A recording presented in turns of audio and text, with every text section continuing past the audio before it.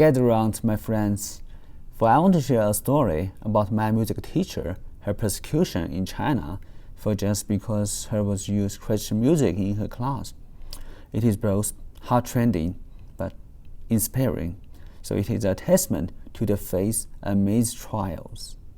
This tale begins in a simple classroom where the divine harmonies of her Bach music once filled the air, played by a teacher whose love for the Lord shone as brightly as the notes she cherished.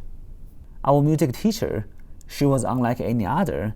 She is devout admirer of Johann Sebastian Bach, and she wove stories of Lutheran history and Bach's unshakable faith into our lessons, so you could feel her passion as she spoke of Bach's sacred cantatas, her music that wasn't just to be heard, but to be felt deeply within our soul.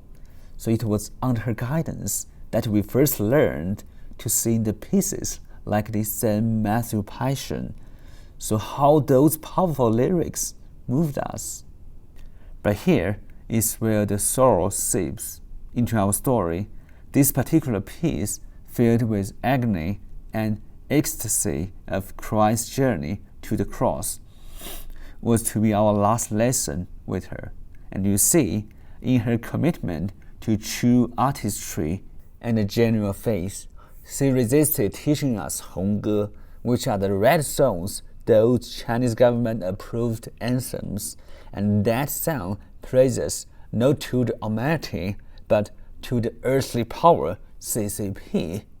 But when our school authority discovered her defiance, the consequences were swift and severe. Accused of her counter-revolutionary behavior, simply for filling young hearts with sacred songs, she was arrested. What followed were dark days that none of us could have foreseen. Imprisoned, where one might hope for some measure of justice or mercy. But she suffered unimaginable atrocities. The guards, tools of regime that see no values in her faith or her integrity, but they assaulted her. Even in the depths of such despair, her spirit and faith didn't falter. Inspired by her resilience, we, her students, sought to honor her in the way that we knew how. So we penned a letter, a tribute to her courage and her dedication to the glory of God, Soli Deo Gloria.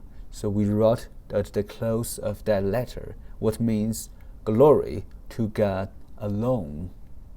This story, my friends, is not just about suffering of one faithful teacher. It is a reflection of a greater battle we face every day, as the Apostle Paul writes in Ephesians chapter 6, verse 12. For our struggle is not against flesh and blood, but against the rulers, against the authorities, against the power of the dark world, and against the spiritual forces of evil in the heavenly realms.